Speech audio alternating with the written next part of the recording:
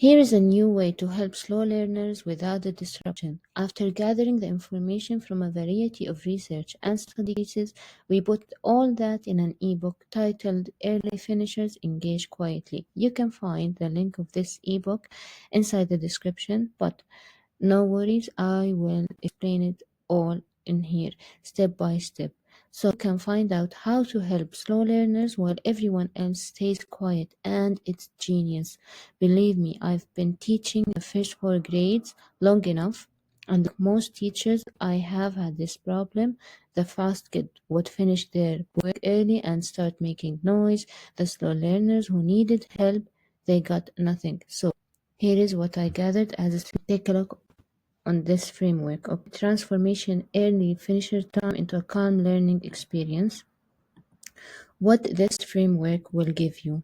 The key components of the silent success. First of all, it will transform learning time. Of course, the silent success framework transforms the last minute of into productive learning time. And we know how those last minutes are crucial. What else? It will provide predictable signals. Those signals you can agree and rehearse it more than once with your students. Okay, and I will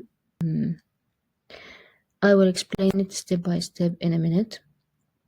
Encourage structured choice, and it enhances psychological safety. Design low movement tasks. Okay, we need to design low movement tasks because we know once the kids or students, especially in the primary school, started to move around, they will start the noise and it will disrupt the whole class. As I am looking at this picture here, I can feel it. Okay? I can feel it because it happens every day. The fast learners or the fast kid who, and then they will start moving around, and then the noise will start to get louder. And the students who really need help, okay, the students who are slower, who you need to focus on them so they can finish the task, wouldn't get the help you need. What is this silent success framework? First of all, S stands for the start signal. So you have the main task. Okay. When they are done from the main task, you can put the start signal on your smart board like a timer, because the extra task that you will give them, it won't need your help, and it can be done in 10 minutes or 8 minutes, it depends. So you will put the timer as a start signal on the smart board without any talking, so you can go and help the slow learners or the students that they need help, so they won't get all shouted and say I'm done. Once they are done with the main task, they can see the start signal, and then they can go and start with their extra task. Now, this extra task is not just an ordinary extra task. You will have an independent choice menu. Now, why do we use this independent choice menu? Because it empowers students by allowing them to select tasks from a posted menu, and I will explain to you how to make this menu and how to print it, put it in your classroom. We all witness the joy of the students, especially in the private classes, the joy they have when they feel that they can make their own choice. Then we will learn about the low noise micro tasks. I will explain in details how those tasks would look like. It will be a micro task that the task wouldn't need material. All of the material will be on the student's desk, so it wouldn't need from them to move, and all of it will happen in an emotional safety classroom environment. It will be noise zero, and then you can track and celebrate reinforcing success.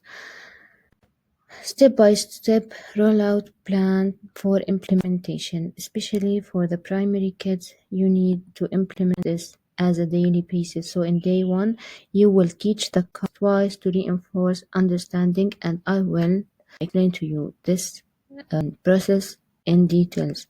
In day 2 also, then you can start introducing the start and stop signals. Then you will practice it with them, of course. Day 3, add the independent choice, okay, by launching a small 3-option menu. Model how students can get materials without walking around the classroom, because the materials will be on their desks. And on day 4, you will teach the nonverbal help using a parking lot note or color card. So you will agree with your students on a certain signals, like put your finger on your mouth, like hush, or raise 2 fingers. On day 5, you can track and celebrate by collecting artifacts that they will do. So all of this can be implemented in 5 days, and I promise you the results are great. So this is the shape of the menu. So you will have a poster 3 by 3, and you will put it on one of the walls in your classroom, on a place with all of the students can see. It will be color coded. What do I mean by color coded? It will have green, blue, and purple colors. Okay. Each represent an extra task. The green one will be for the core. The blue one will be a bit more challenging, and the purple cards will be for creating things. Okay, so the menu will be in front of the students. All of them can see it. The early finishers who are done, they can look at the smartboard. If you have a smartboard, the timer is starting now for 10 minutes. They can go and pick one of the cards now. How those micro tasks can look like. Micro tasks for independence. Those micro tasks don't need your help, so students can make them by their own. Okay, it can fit to 10 to 15 minutes. Balanced and calm, of course, because if they go and pick the card, or cards will be already on their desk. Okay, so it will be done quietly, and there will be a variety of task type. Let's take a look at this card. For example, one of the students is done. Without saying, he would automatically get the card. Okay? He can choose between the green card or the blue card or the purple card, and you can, if your student, so if he is a very smart kid, you can give him the purple card. Okay, but giving them the choice is more enjoyable. So these cards can be on their desks or inside their files. If they're working as groups, it will be on the table. So he just gonna look at the menu, so he can pick one of the colors. Okay, so he can pick one of the cards, but the cards are already on their desks. Let's take a look on this card. By the way, these cards, we have a template for these cards. It's printable, and it comes with the ebook. So this is the first card type. It's colored with the green color. The time, 6 to 8 minutes. Materials, pencil, crayon. So he can get all of these materials from his place. The level is 0. Okay, now each card, if you are a science teacher, each card contains the 3 E's. What are the 3 E's?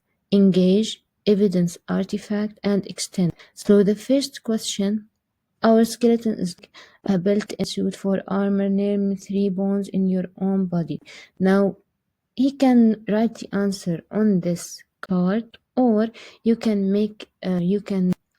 laminate this card. Okay, so they can write answers and you can check it quickly, but it's erasable, so you can use it again with different students.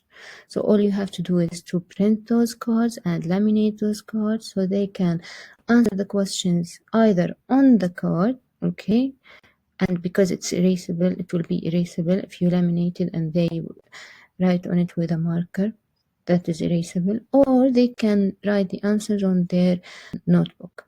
So here how it looks. So if he chose the green, he will pick the green card. Then we have the second type, which is the blue. The blue also here is a bit challenging. Okay, it's more challenging than the green one. So also each card have the 3 E's inside of them: engage, evidence, artifact, extend. And as you can see here, the questions are a bit simple, but they are not on a different subject. So as you can see from here, the questions on the cards can be answered by the students by themselves. They don't need to even ask you. For example, here, my skeleton got because it what grows or sheds. The student can simply answer it by themselves. This one, for example, it can take from 6 to 8 minutes, not 10 to 12. Finally, the purple one. Okay, what is the task? The task is super one design. If you have a creative student or a student who loves to draw, you can give them this card. Okay, for example, this card can take 10 to 12 minutes. The materials also are simple: pencil, crayon. You don't need to use the scissors and glue. These simple tasks, but these are the type of the task that they can do it by themselves. And as you can see in each card of these, we have the 3 E's: engage, extend, artifact, extend. Okay, and this is it. This is the simple silent framework in the essence of its work. These are the strategies to improve engagement, because if students felt they can choose, this would be empowering. They will enjoy it. They wouldn't make noise. So whenever they are done, they just, for example, you will agree on a certain signal with them. Okay. Once they are done, they can raise 2 fingers, or they have a card. They will raise the card, and then they will automatically by themselves look at the menu and choose the color they want. Today, for example, I feel like I want to create art. So the student will look at the menu. They will see that if they want to draw, or if they are good on drawing. So today I feel like I want to create something. I will go and pick the purple card. The student wouldn't move from their seat because the card will be on the desk. So he will go and pick the purple card, and as you see here, the questions on the cards can be answered by the students without needing your help. And most of the times, the fast student who will finish early, he would be a smart one. So you will give them extra task without making it harder for them, but engaging and simple. And that's the silent framework. What are the key takeaways from the silent framework? First of all, you need to agree with your student on clear signals that are essential. Okay, because you don't want the verbal, you will replace it with signals. Low movement tasks ensure calm, because the card they will find it on their desks. And the psychological safety is a key, of course. Fostering psychological safety in the classroom encourages students to engage without the fear of judgment. Also, it helps to reduce unnecessary help-seeking behavior and supports a culture of collaboration and confidence. 2 channels of learning. You will create 2 channels of activity, allows students who are finishing their primary task to focus while early finishers engage in independent work. This approach maximizes learning opportunities without disrupting the class, and I promise it's fun, it's engaging, and it works. Believe me. Artifact and quick praise build momentum. Of course, you will use those artifacts that they did, and you can provide quick praise, which will encourage students to stay motivated and focused. What are the key actions that you can use it for implementation. All of these key actions are in the ebook. If you want to keep the steps in front of you, you can purchase the ebook inside the description link. And happy teaching. I promise this will work because it's engaging, it's fun, and it's quiet. So what are the key outcomes of the silent success framework? Two-channel classroom design. You will create two-channel classroom which will allow the faster students to engage in independent fun work that each that will, as we saw, it have the 3 E's inside of it, and you can help the other learners, the slower learners who really need your help. And that's it. Happy teaching. I hope that I gave you a new way or a new tool to help you with this.